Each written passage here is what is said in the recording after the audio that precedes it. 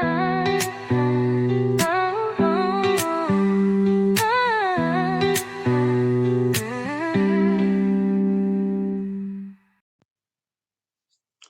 good morning or good evening, wherever you are. My name is Rachel King, and thank you so much for tuning in today for today's Bible study.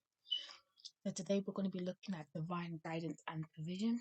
If you missed the Bible study from last week, please go to that one. It's a very short Bible study, and we're going to be continuing on. And we're going to be continuing on reading from Isaiah chapter 7 to chapter 11. And I'm going to just do a summary of this while you can read these scriptures on your own time. And then I'm going to give you 3 questions at the end, just like in the previous video, and you can reflect upon that with your personal devotion to God. So, from reading Isaiah chapter 7 to chapter 11. The book of Isaiah emerges from a tumultuous period in Israel's history, marked by political upheavals and looming threats from the powerful empires of Assyria and Babylon.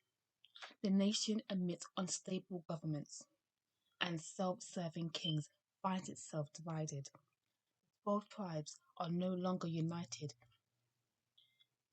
but exist as divided kingdoms of Israel in the south of and in Judah in the north. As uncertainty festers, many people are yearning for stability and guidance, seeking it out in the false promises of strongmen and in the imagined security of stockpiled resources. These things ultimately prove fickle, and in our passage from Isaiah this week, the all consuming invasion by Assyria seemed imminent. It is amidst this chaotic backdrop that God's plans for Israel are revealed.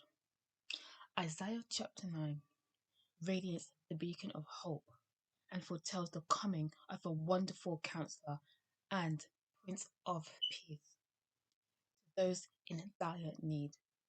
This prophesied child descendants more than just a vision of a brighter future. They are an embodiment of the multifaceted, everlasting provision for all people. Amidst the most challenging circumstances, God reaches out with a guiding hand and offering hope. Our lives are actually often complicated. As we navigate our way through the vast maze of life, we may falter or actually lose direction. We can fall victim to the notion that everything is meaningless, hopeless. Powers that seem so clearly stronger than us can leave us feeling trapped as we struggle to see a way out. It is into these places that God persists as our divine compass, at an eternal presence, providing both wisdom and comfort, transcending even our deepest uncertainties. God is always present with us. So you'll see in the chapters of Isaiah that Isaiah is showing us that provision and direction from God are not merely just ancient promises, but present realities that reverberate across those pages. From preserving Noah and his family throughout thunderous downpours to equipping the Israelites as they stare down the towering walls of Jericho, God reveals a path forward. Isaiah's prophetic words demonstrate God's intention to provide for us continually and perpetually. But this rescue promise comes to pass again and again, best displayed in Matthew chapter 4, where Jesus' travels mirror as Isaiah's vision, showing history at work. Divine providence is not merely reactive, a band-aid placed over a particular wound. Rather, God is continually guiding us toward a better and more beautiful future in the peace and the provision promised to Isaiah chapter 9 with no end. As we delve into the scripture passages for this week, may we be mindful of moments in which God invites all people into His divine plan. May we find true beauty, not merely in our final destination, but in the profoundness of our King Yeshua. And personal growth, deep connections that are formed during this devotional journey. With God's unwavering guidance, we can remain confident no matter the twists and turns. We'll always be led down the right path, which is the narrow path. So, as I've just read this summary, and now you should have read Isaiah chapters, I'm going to give you 3 questions to have a special devotion with God, and you can have a amazing devotion with Him.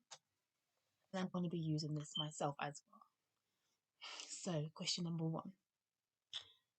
From reading these passages, in what areas of your life do you desire to see more of God's guidance and direction?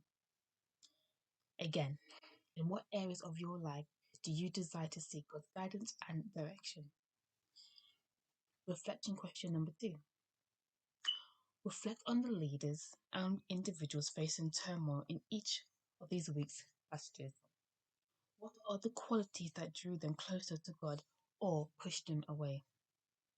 Reflection question number 2, and I repeat that. Reflect on the leaders and individuals facing turmoil in each of this week's passages. What are the qualities that drew them closer to God or pushed them further away? Now, reflection question number 3. Consider the promises made and fulfilled throughout these chapters. How can these promises continue to bring hope into your life and lives around you this week? I'll repeat that one more time. Reflection question number 3. Consider the promises made and fulfilled throughout these chapters. How can these promises continue to bring hope into your life and the lives around you for this week? So thank you so much for having this short Bible study with me. I really hope these reflection questions really helped you. I love having my little reflection questions as it really helps me to dive deeper into my personal Bible study with God, and I hope it does for you as well.